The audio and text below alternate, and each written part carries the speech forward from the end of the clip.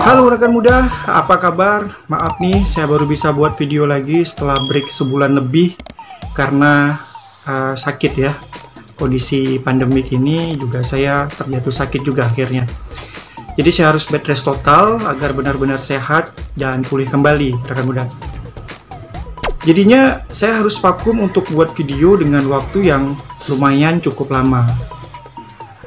Ada banyak sekali informasi yang sebenarnya ingin saya sampaikan ke kalian pada saat saya dalam kondisi nggak sehat pada saat itu. Masih terkait juga dengan program layar informasi ya. Dan selain itu juga ada program baru yang nantinya bakal saya hadirkan di channel ini menjelang akhir tahun. Namun untuk saat ini informasi yang ingin saya berikan tetap berkaitan dengan pinjaman online dan fokusnya jatuh kepada Home Credit Indonesia.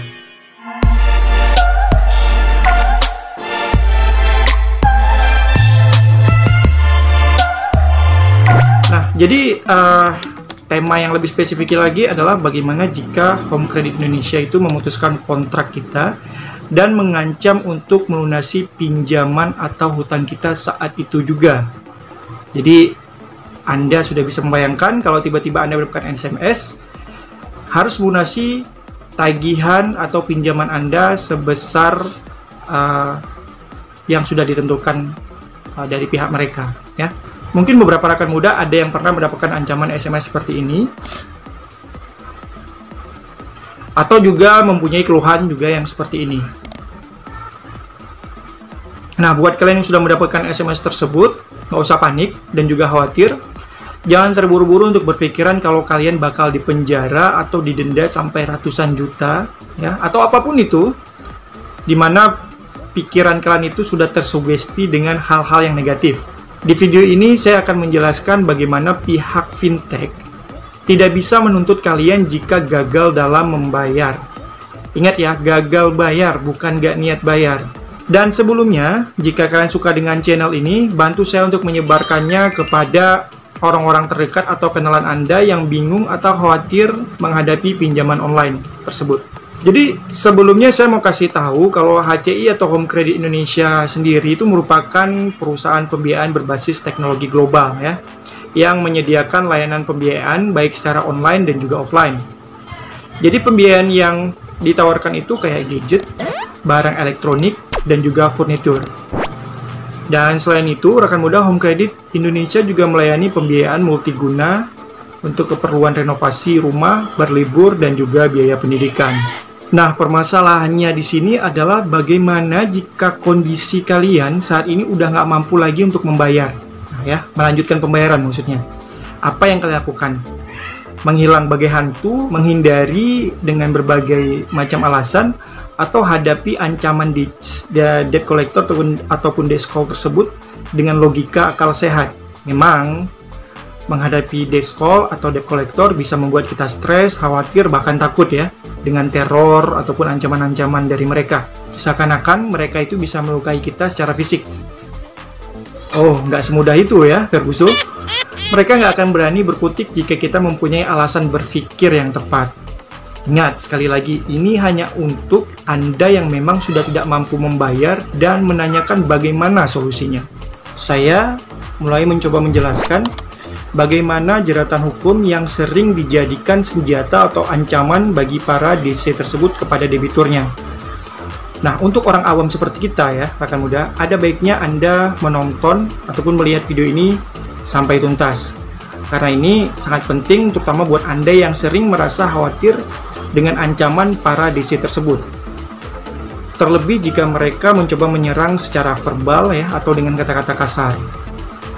Nah, dari hukum online yang saya baca, bahwa penegak hukum tidak dapat menjerat debitur yang tidak mampu membayar pinjaman tersebut. Karena permasalahan hutang piutang adalah ranah perdata, bukan pidana. Sekali lagi, ranah perdata. Jadi Anda nggak akan dipenjara kalau tidak ada unsur penipuan di dalam data yang Anda berikan kepada pihak Home Credit tersebut ya. Ketentuan tersebut rekan muda sudah diatur dalam Undang-Undang Nomor 39 Tahun 1999 tentang HAM. Apabila aparat penegak hukum tetap memberikan sanksi pidana kepada debitur, maka tindakan tersebut sudah merupakan pelanggaran undang-undang. Selain itu, regulasi fintech ya, rekan muda, yang sudah diatur dalam Peraturan Otoritas Jasa Keuangan atau POJK nomor 77 tahun 2016 tentang layanan informasi meminjam uang berbasis teknologi informasi belum mampu mengatasi persoalan ini. Sebab isi aturan tersebut tidak terdapat lembaga penyelesaian sengketa di industri fintech, sehingga setiap penyelesaian sengketanya dikaitkan dengan ranah pidana. Namun, yang terjadi saat ini, fintech yang sudah mengantongi izin dan terdaftar di OJK pun masih suka nakal, ya. Artinya mereka masih tetap melanggar aturan yang sudah ditetapkan oleh OJK. Contoh kecilnya saja adalah penagihan secara intimidatif dan teror kepada para nasabahnya. Selain itu, penagihan dilakukan oleh pihak Home Credit pun tetap dilakukan walaupun sudah lebih dari 90 hari. Oke, kita kembali lagi ke penjelasan bagaimana caranya menghadapi kontrak yang diputuskan oleh Home Credit Indonesia.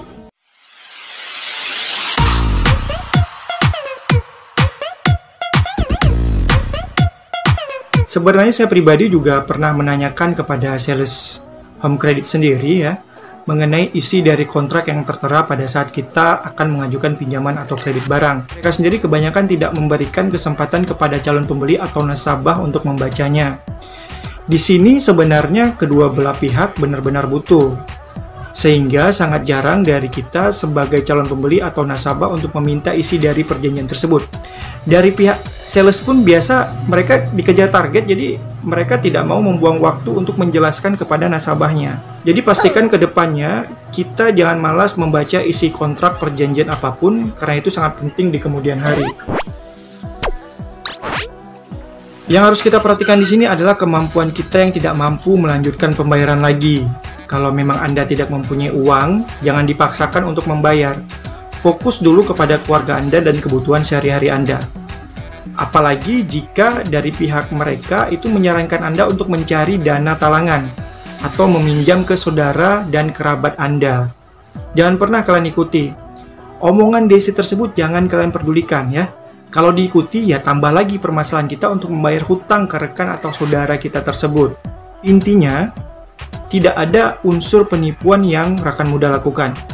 Misalkan nih, Anda mengambil barang gadget atau elektronik dan pada akhirnya kalian tidak mampu membayar angsuran kredit barang tersebut dan DC tersebut mengancam untuk membawa ke pengadilan. Jawaban kalian cukup bilang, silahkan bawa ke jalur pengadilan dan Anda berhenti menagih saya saat ini juga. Jika memang mendapatkan surat panggilan dari pengadilan ya, paling maksimal putusan pengadilan hanya disuruh mengembalikan barang yang pernah kalian ambil dari mereka. Apapun kondisi dan bentuk barang tersebut. Jadi nggak usah terlalu pusing dengan ancaman dari Home Credit Indonesia baik dalam bentuk SMS dan juga telepon. Nah, di sini saya juga sempat membaca tentang keluhan terhadap Home Credit Indonesia.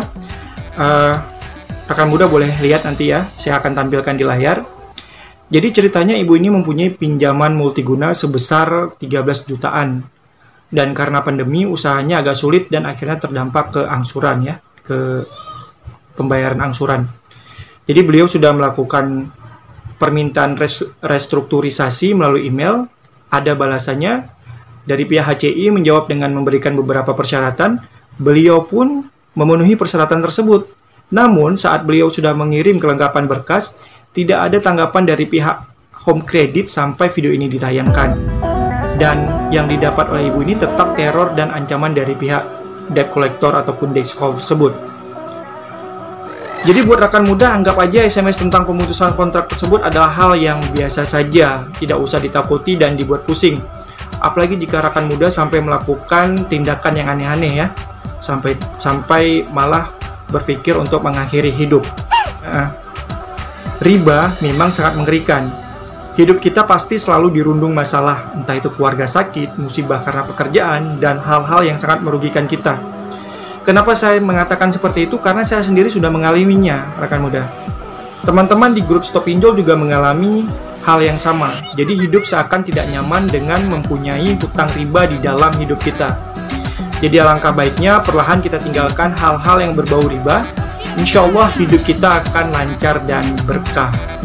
Kalau rekan muda perlu tempat berbagi cerita ataupun solusi itu saya akan menyediakan kolom deskripsi ya, dan saya akan cantumkan link grup stop pinjol. Jadi di situ ada solusi dari orang-orang yang sudah pernah mengalaminya, dan juga Anda dapat berbagi cerita tentang permasalahan Anda. Insya Allah di sana ada banyak teman-teman yang mau menjawab permasalahan kalian. Dan buat kalian yang ingin dibuatkan video informasi tentang fintech ataupun video lainnya yang dirasa bermanfaat, silakan tulis di kolom komentar. Nanti insya Allah akan saya riset dan cari informasinya untuk saya hadirkan buat Anda. Jangan lupa juga berbagi informasi ke sosial media Anda ya, untuk video ini, serta like buat kalian yang suka dengan video saya juga. Kita ketemu lagi di video selanjutnya. Wassalamualaikum warahmatullahi wabarakatuh.